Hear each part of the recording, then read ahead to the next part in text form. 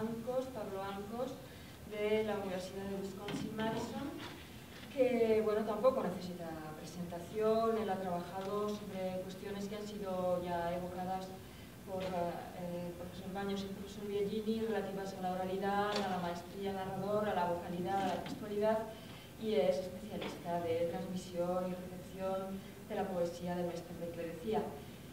Bueno, le doy la palabra y me levanto para distribuir los handouts que él ha preparado. Sí, cuando vean el handout pueden hacer 4 cosas: leerlo y atenderme a mí, leerlo y no atenderme a mí, no atenderme a mí y leerlo, y no atenderme a mí y no leerlo, y la cuarta es la recomendable.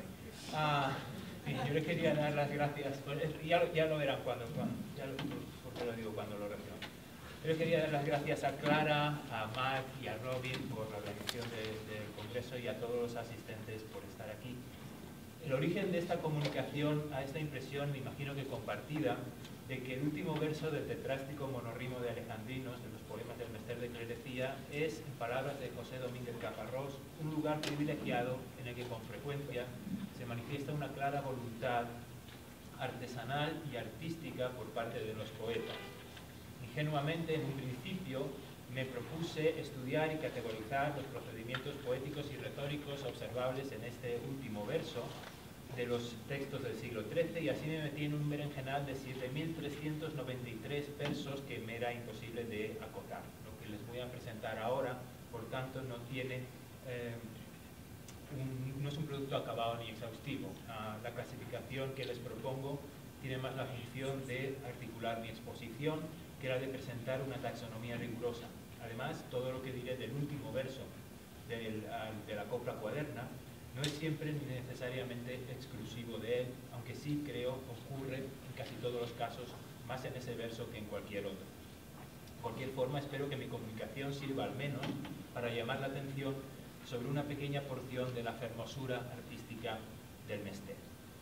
El último verso de la copla cuaderna es con frecuencia el lugar elegido para declarar la materia de la obra, hacer explícito su encuadre genérico y lingüístico o señalar la condición del narrador. Es el punto A de Handota, que es la madre o el padre de todos los handouts.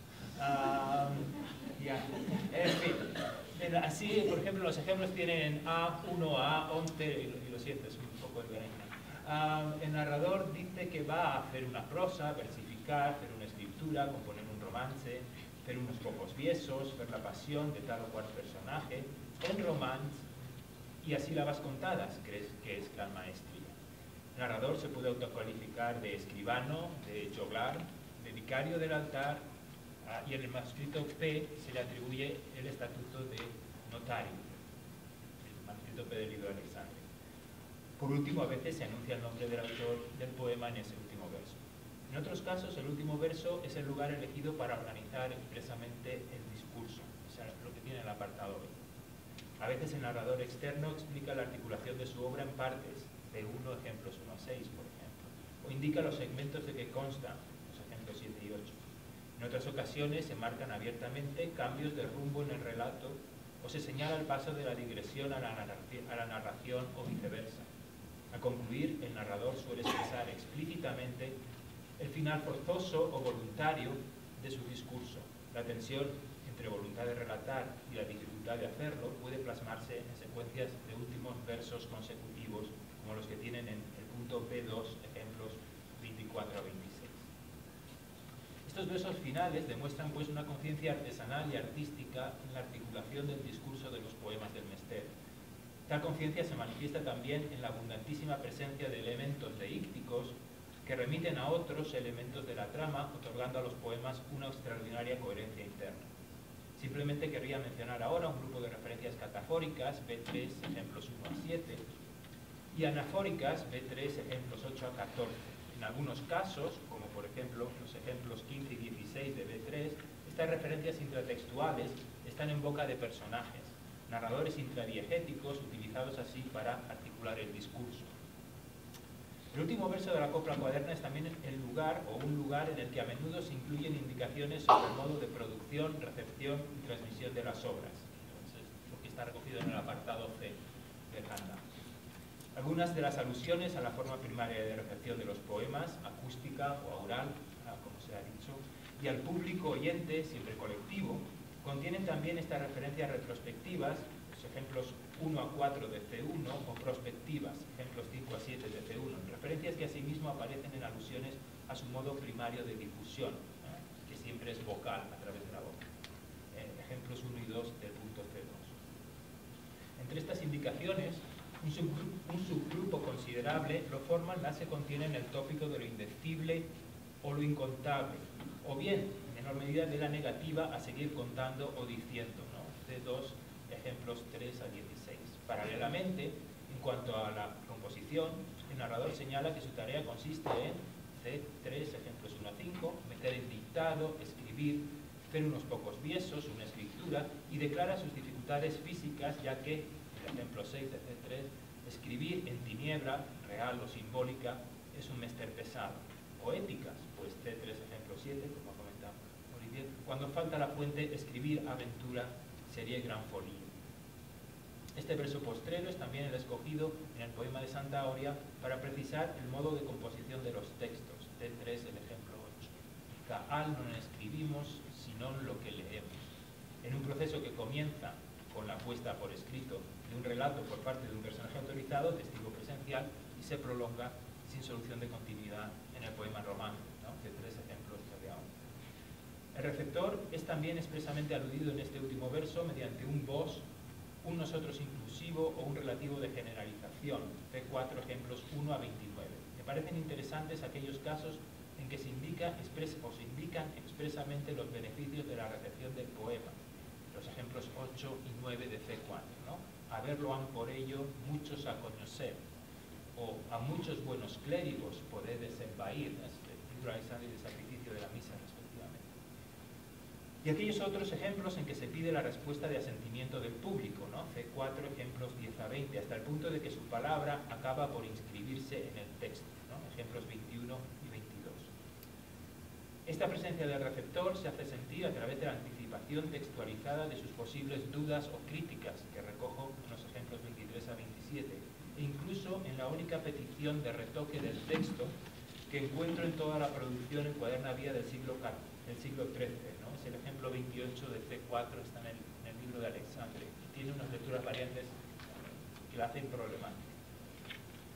Bien, este receptor colectivo es a quien el último verso de la sexta estrofa del poema de Santa Aurea manda a consultar la fuente latina, en el ejemplo 29 de C4. Si su vida leyerdes, así lo probaredes.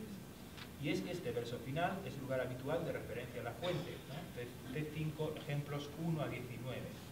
De estos ejemplos querría señalar simplemente las semejanzas verbales en el modo de aludir a la fuente y su conocida función de autorización del poema romance, aunque a veces el narrador de poema, como ha explicado muy bien Olivier, y aquí no voy a entrar en detalle, se siente autorizado a ser garante él mismo de la verdad de su relato, ¿no? Por ejemplo, ejemplos 20 a 27.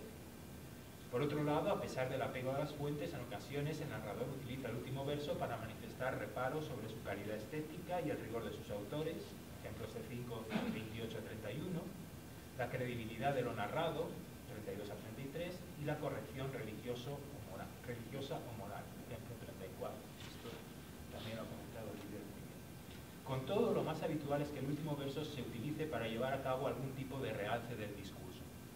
Los ejemplos son innumerables, por lo que en lo que sigue voy a tomar el libro de Apolonio como punto de partida y a centrarme sobre todo en un aspecto de este realce, la comicidad, que, como señala Juan Casas Rigay, encuentra su espacio privilegiado en el verso final de la copla cuaderna, donde suele producirse lo que él denomina como la eclosión hilarante. La eclosión hilarante, esto. Muy bien. El libro de Apolonio es un poema con un mensaje moral cristiano claro, y el narrador utiliza el último verso de la estrofa de 1, ejemplos 1 y 2, para incluir al receptor en ese mensaje y hacer el relato relevante a su mundo. En otros poemas se observan series de estrofas que forman una secuencia en la que el último verso recalca ideas esenciales, ¿no? Por ejemplo, el de 1, ejemplos 3 a 6. En el libro de Alexandre, por ejemplo, un tema destacadísimo es la traición, y el narrador utiliza el último verso para mostrar su absoluta intransigencia ante ella. En otros casos, ese verso se utiliza con fines propagandísticos bastante descarados, ¿no? Como ocurre en la vida de San Millán de la Cogolla y quizá también en la de Santo Domingo de Silos, ¿no? Sistemáticamente el último verso de verán ustedes donde decían, lo han de enviar los 3 pipiones, ¿no? El realce del discurso en el cierre de la cuaderna se puede realizar también mediante el empleo del lenguaje formulario, como ha estudiado Francisco Javier Grande Quejigo. En el libro de Apolonio, ejemplo D2, ejemplos 1 y 2, encontramos fórmulas inclusivas, yermo ni poblado, varones ni mujeres, y otras tradicionalmente consideradas como juglarescas, en particular las que suponen comparaciones con objetos de poco valor. Non daría un figo o una mala herbecha. Esta bipartición se da también en el nivel del verso, ¿no? D2, ejemplos 3 a 4, en construcciones bimembres, vestir al despollado y despollar al vestido, mucha buena garnacha, mucha buena camisa, que en ocasiones pueden ser trimembres, con mujer y con yerno, con su villa casada, el ejemplo 5, y el 6, montañas y ganados en muy grandes pasturas. Junto a la bimembración, a veces por duplicado en cada hemistiquio y el paralelismo, se dan cita en ocasiones figuras retóricas y tropos para conformar algunos versos muy logrados. D2, ejemplos 7 a 13, tienen algunos que me parecen interesantes. El 11, por ejemplo, de los himnos.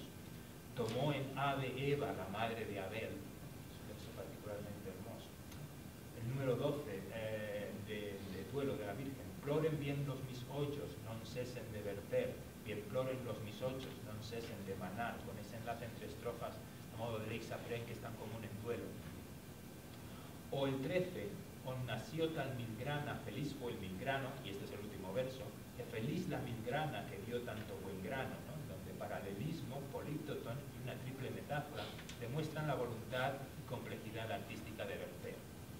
Esta voluntad y complejidad artística de Mester se ha observado también en el gusto por las notas detallistas y coloristas, a menudo acompañadas de comparaciones sugerentes, expresiones coloquiales y refranescas, a veces rayanas en la comicidad. En D3, ejemplo 1 a 9, incluye algunas muestras del libro de Apolonio. En la última, D3, ejemplo 3, el padre de Luciana, que está un poco tonto y no se da cuenta de que su hija quiere a Apolonio, cae en la cuenta de esto, dice, cayó voy entendiendo de ello un poquillecho. Bien, le ha costado. Bien, este uso de diminutivo final aquí, ¿no?, apunta a una comicidad que es un componente fundamental del arte del Mester, que con frecuencia encuentra un lugar privilegiado en el último verso de la cuaderna. En el punto de 4 he consignado algunos ejemplos, no siempre incontestables, que les paso por si quieren entretenerse. El humor es un tema muy complicado por su carácter subjetivo y dependiente de un contexto lingüístico, comunicativo, histórico, cultural y social que en buena medida nos falta.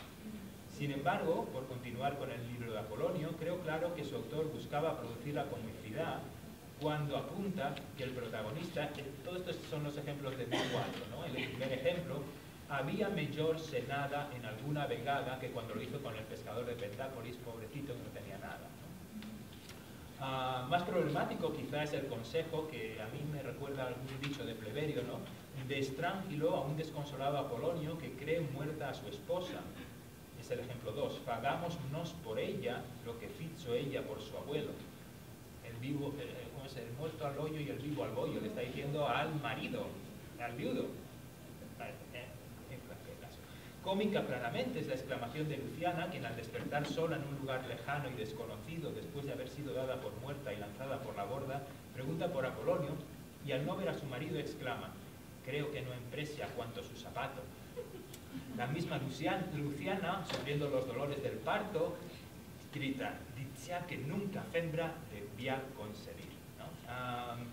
Esta observación, otra observación detallista relacionada con el embarazo es que la abadesa de Berceo, D4 ejemplo 5, tiene la cara llena de pecas grandes y poquellechas, caeñas primeritzas, caen estas cosillas, no sé de dónde saca Berceo esta información, pero la pone, ¿no? El cínico obispo no está convencido de las declaraciones de inocencia de la abadesa y cree que, el ejemplo 6, otra quilma tiene de uso los vestidos. Esta otra quilma es precisamente lo que Talestris, D4 ejemplo 7, que no trae un varón solo por medicina entre sus huestes, quiere de Alejandro Magno.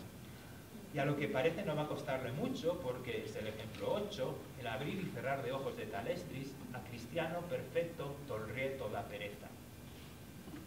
Yo no puedo evitar aquí imaginar al emperador macedonio desperezándose ante Talestris como el diablo en forma de serpiente lo hace ante la Oria silense. Es el ejemplo 9, horas se facie chico, horas grandes desguisado, a las veces bien grueso, a las veces delgado. En fin, dejémoslas guardadas por ahora. Después del encuentro con Alejandro, Talestris, es el ejemplo 10, alegre y pagada tornó al su reinado, lo cual no se debe extrañar porque nuestro héroe tiene, según un mensajero persa, un buen par de piernas, ¿no? Es el ejemplo 11. Non vea caballero tales camas yo nunca. El ámbito amoroso se conecta en otras ocasiones también con la comicidad. Así las columnas del Palacio Real de Babilonia, del libro de Alexandre, tienen espejos, es el ejemplo 12, en que se miran todas, casadas y doncellas. En mayo, ejemplo 13, da suspiros la dueña, la que non ha esposo, aunque también, ejemplo 14, entonces casan algunos que después se mesan las barbas. Asimismo, cuerpo y movimiento corporal pueden producir hilaridad. A recibir cartas, Alejandro, es el ejemplo 16, el maestro, que es Aristóteles, un Aristóteles ancianísimo, con gozo bien saltó 3 pasadas. Y cuando el emperador macedonio se sumerge en el océano con su artilugio subacuático, tremían todos los peces ante él como mochos mollados. En el poema de Fernán González, Sancha lleva al héroe castellano a horcajadas, con grilletes y todo, lo saca de la prisión. Ejemplo 18, o boleya un poco a cuestas a llevar. Además, se las agencia para engañar y matar a un arcipreste lascivo, que ya medio desnudo y de forma decorosa, con sus brazos abiertos, íbasla a abrazar. Como nos recuerda el narrador del duelo, quizá todavía la Virgen aquí, conviene actuar bien y no como este arcipreste lascivo, porque al hacerlo mal el hacerlo mal se vuelve contra uno. Que arriba escupe lo que no es razón, en el rostro le cae a vueltas del riñón. Si suponemos que esto lo dice la Virgen, todavía tiene más gracia, en mi opinión, ¿no? No escupamos hacia arriba.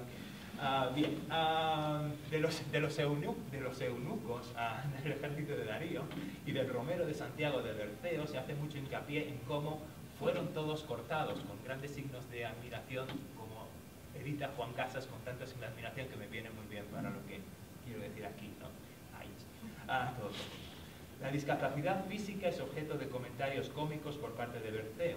Y Eutemón, ejemplos 23 a 25, y Eutemón, en el ejemplo 26, uno de los 3000 soldados de Alejandro mutilados en Persépolis, se muestra contrario a volver a Grecia porque la que cuando era sano no me sabía amar, no me querría ahora con el hoyo catar.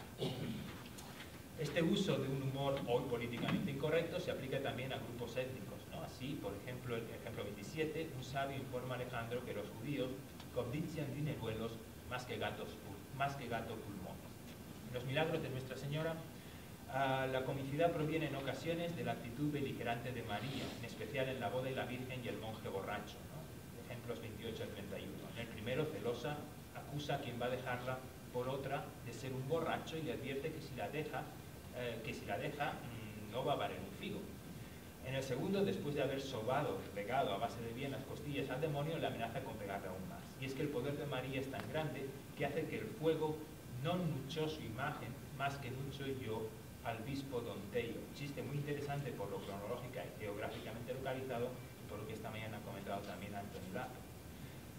Diablo y comicidad aparecen también hermanados con frecuencia. Asustado al llegar a la aquelarre, ya quería, el ejemplo 35, ya querría don Teófilo ser con sus parientes. El concilio de diablos, de 4 ejemplos 35 a 38, en que se decide prender fuego a San Millán, acaba en tan babilónica confusión que hasta el santo está a punto de reír, como ha visto muy bien antes Richard Kincaid. Y el episodio del exorcismo de Honorio, en las hagiografías de Millán y de Domingo, está repleto de momentos cómicos que culminan con la reticencia del narrador a relatar la salida del cuerpo del diablo. Decir non vos la quiero, que a vergüenza habría. Braulio dice que el demonio salió flamasque eguomens cum odore tetérrimo, con lo que se insinúa lleva a imaginar más de lo que realmente hay en la fuente, ¿no? En la fuente no hay nada espectacularmente inapropiado. Algo similar se observa en la vida de Santo Domingo de Silos, en el ejemplo ejemplo 43, non quisiemos la villa en escrito meter, canones non neciello, de muy buen parecer. La villa se llama Mamblas, del latín mámulas, y da pie a una nota divertidísima de Brian Dutton, que yo recomiendo a todo el mundo que la lea, sobre el hecho de que hay unas montañas que tienen forma de pecho femenino, y él las estudia en detalle.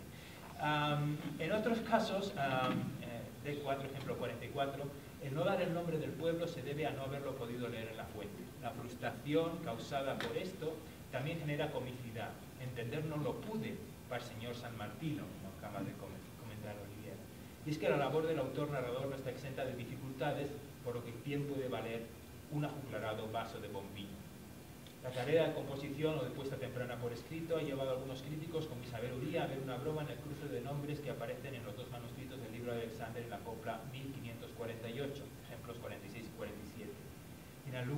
Y en algún lugar he sugerido yo algo parecido para el cruce de nombres de opiniones sobre Mahoma, que se da en la copla 2510, ejemplos 48 y 49, pero seguramente no tenía razón por algo que me han dicho esta mañana que me va a desilusionar mucho. En fin, sea como fuere esto, el elemento cómico aparece claramente en determinadas intervenciones del narrador del libro de Alexander, y voy a ir acortando, pueden leerlo ustedes en los ejemplos 50 a 55.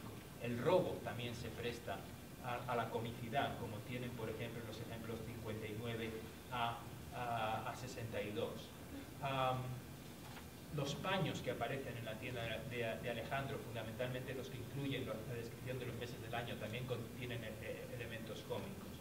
Otro de los aspectos que contienen elementos cómicos son las bravuconadas de Alejandro, ¿no?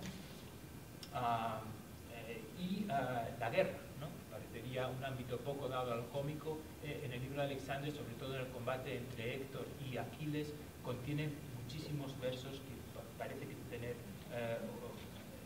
un elemento cómico clarísimo, ¿no? Por ejemplo, el ejemplo 71 dice que Héctor y los troyanos se quebrantaron al ver a Aquiles como facen los pollos cuando sienten milanos, o incluso más interesante, el ejemplo 74, así fue Aquiles por a Héctor como a buen vaso de vino, ¿no? La obsesión por el vino del Mester es considerable, y esta es la imagen que utilizan para describir cómo se lanza Héctor sobre Aquiles. Esto ocurre también en el poema de Fernán González. Almanzor, tras su primera batalla, huye maldiciendo a Mahoma. Es el ejemplo 78. No vale 3 arvejas todo tu poderío. Y el rey Sancho de Navarra, en la batalla de la era degollada, entre burlón y cobarde, utiliza Castilla como grito de guerra, el ejemplo 79, como algunos franceses a veces echan pella. Y es que todo el siglo se burla del ser humano, como el narrador autor del libro de Alexandre se encarga de recordar en su excurso sobre el menosprecio del mundo antes o después de la muerte de Darío, ¿no? Es el ejemplo 80. El siglo, por escarnio, fáchele al ser humano el bozzino, ¿no? La pedorreta, ¿no? Como en el duelo de la Virgen, judíos y paganos le hacen botzines a Cristo. Es el mundo al revés, ejemplo 82, en el que face barrer la casa, la mujer al marido, ¿no? De nuevo, las exclamaciones de Casa Rigay enfatizan esto y me vienen muy bien a mí, en este caso, ¿no? Ni los signos del juicio final están exentos de comicidad. Así el 12º signo será que las estrellas caerán como caen los figos que caen del figar, imagen que, con ser curiosa y no estar en la fuente directa, sí que aparece en el Apocalipsis. El que tras el fuego del 14º día non fincara con ello en cabo ni en mata, non fincará con ello ni en cabo ni en mata, sin embargo ya me parece más propia del caletre del autor y destinada a esbozar una sonrisa. En suma, ya concluyo. Aunque no sea exclusivo de él, el último verso del tetrástico monorrimo de Alejandrinos es un lugar privilegiado en el que los narradores del Mester exponen la materia de la obra,